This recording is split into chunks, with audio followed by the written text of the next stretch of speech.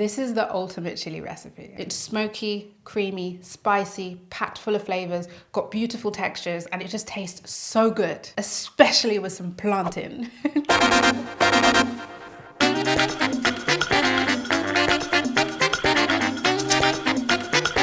You need this chili in your life, especially if you're plant-based and you want one without meat that actually has some body to it, some flavor to it. This one has your back. We're adding chocolate, we're adding chipotle. We're just giving it a lot of flavor, a lot of love. One of the things I really love about this recipe is that I can make a big batch of it and then I can just have it for dinner for the next couple days. One day I'll have it with plantain, platano. One day I'll have it with pasta. Yes, chili and pasta is a dream come true. Comfort food goals. It's just so versatile. And this recipe will make you a big batch that you can just roll out so you don't have to cook dinner every day. And in my opinion, anything you cook that has spices in always tastes better the next couple days because the spices get to marinate together, they dance together, they infuse, and they just create this beautiful, delicious mouthfeel and flavor. It's just, can you tell I like it?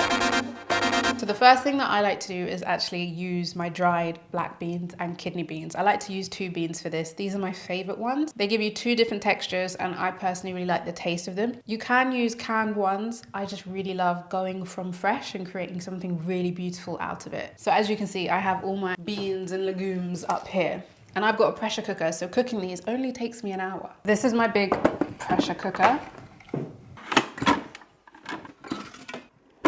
I'm gonna add about roughly 2 cups of dried black beans.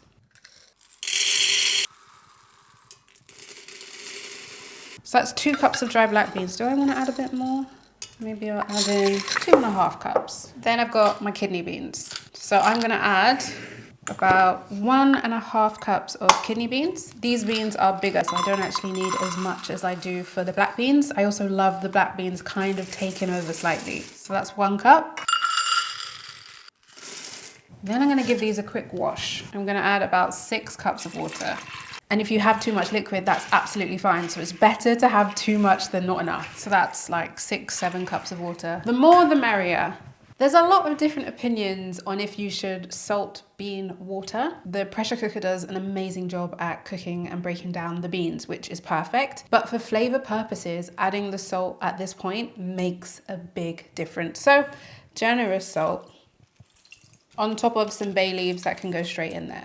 And this goes in my pressure cooker, this big thing that I've had for quite a while now. 1 hour pressure cooking and they come out so soft and perfect. I'm just gonna go and set this up.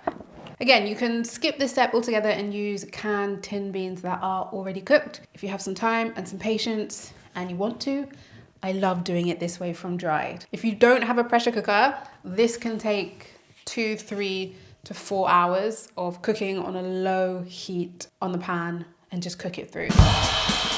Now for the smoky part. We're gonna get some smokiness from the chipotle chilies as well as the aubergine. This aubergine, when we put it in the oven and we get it nice and soft and delicious, is gonna add beautiful texture and flavor to this dish, which is part of what makes it so special and luxurious. And if you don't like aubergines, you don't even really know there's aubergine in it. Just trust me. Poke a few holes in it, and this means that while it's cooking, the steam within the aubergine can escape rather than getting trapped and trying to explode, which is not fun for anybody.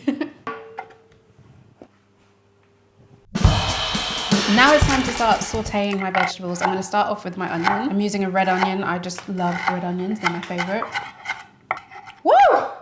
I do like to get the onions nice and small, even if that means teardrops for me. I don't like onions being bigger than the beans. It's just my thing. Anyway, so big pot, because we're making a big one. Yeah. We want to give these onions a really, really nice saute so they can get a little bit caramelized and sweet. They're currently very sharp. We want to get them nice and soft and a little bit sweet. The pressure cooker's cooking. Then I've got this big green pepper. Cut around the sides and then get them into really nice small cubes. I size lengthways and then I turn it around and get really tiny cubes. These teeny tiny cubes. Now that the onions have softened a little bit, we're gonna add in our green peppers, our vibrant green peppers. And this little saute, we're gonna season it up. We're gonna add so many delicious spices. So I got half a teaspoon of cloves. Cloves are strong, so you don't wanna be too heavy-handed. Cinnamon, I really enjoy cinnamon in this. Cumin, ground coriander, paprika, and a generous pinch of salt.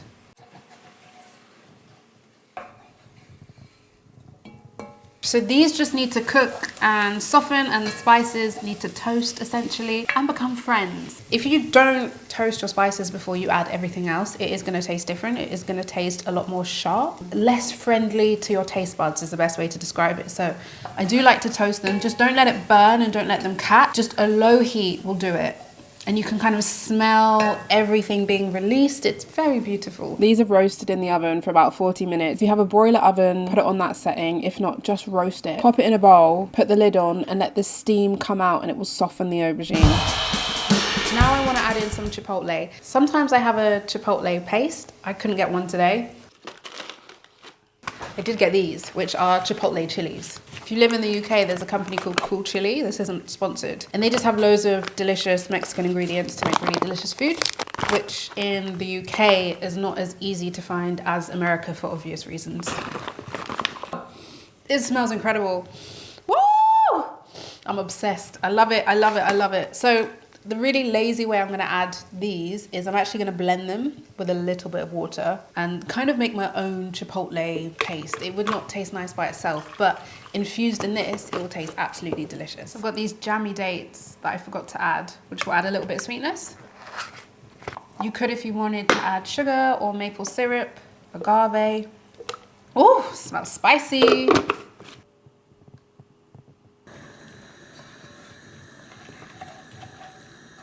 Then we've got our aubergine, which I'm now gonna take the lid off, peel off the skin, which is really easy to do now that we've let it sit and it's not too hot.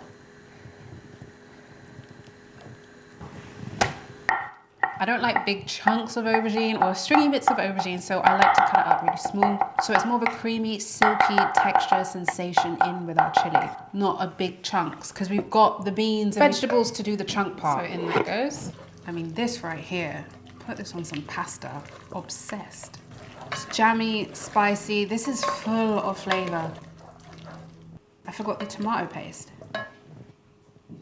Then we have our cacao powder. 1 tablespoon of cacao, mix it in. Chili chocolate, spicy, sweet. Woo! Oh my God, could you imagine this slapped in between a sandwich? This smells incredible, like, oh. Smells absolutely incredible. I just want to taste it. You know, you should taste while you cook to make sure you're happy with how things are tasting. Wow, wow. So much dancing on the tongue, full of flavor, smoky, a little bit sweet. This is concentrated flavor because the beans then are gonna wrap around it and everything's gonna be flavorful. That is, I'm happy. It needs some salt, definitely needs some salt, and it needs some acidity, but that's coming. With the plantain, I'm just gonna cut them into these fun little shapes. And to reduce the amount of oil, I'm just gonna spread on some olive oil and roast them in the oven until they are brown and caramelized.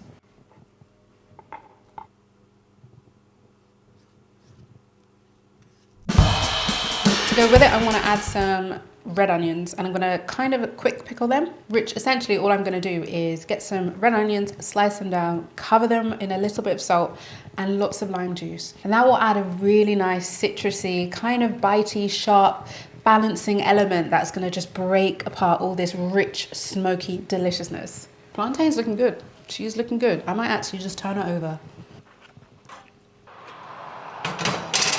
Peel the onion and then cut it down to get these tiny little slivers. I'm gonna use 1 red onion. Once you've got these tiny thin slices, flying away. So I'm gonna put the onions in here. We are gonna put them in a bowl full of citrus. And that's gonna take the sharpness away from the onion. Roll it out a little bit. That will help release the juices and make it really tasty. You can do this with vinegar, but I just feel like using natural citruses always tastes so much nicer. A little bit of salt. Mix it so all the pieces get covered in the lime juice. Try and push them down so they can sit in that beautiful lime juice.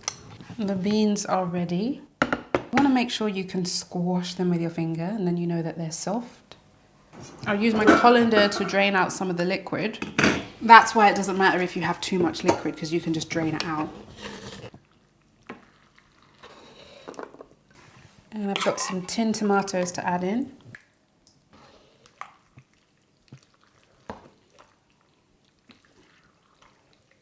Add in a touch of red wine vinegar to help balance all the spices. A little squirt of agave. And a generous pinch of salt. Final touches. And let that cook for a little bit just to combine.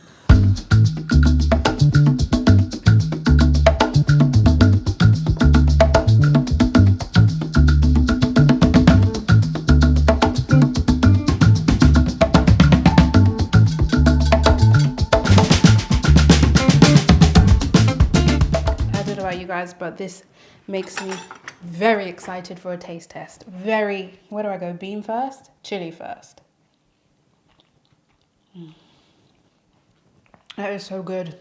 It's just,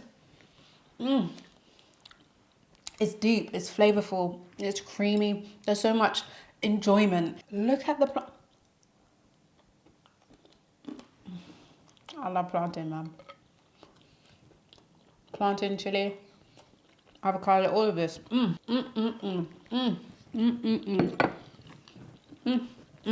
then the red onion. Wow. Love this, love this. This is me. This is food that makes me happy. Ooh. I'm gonna leave the recipe down below.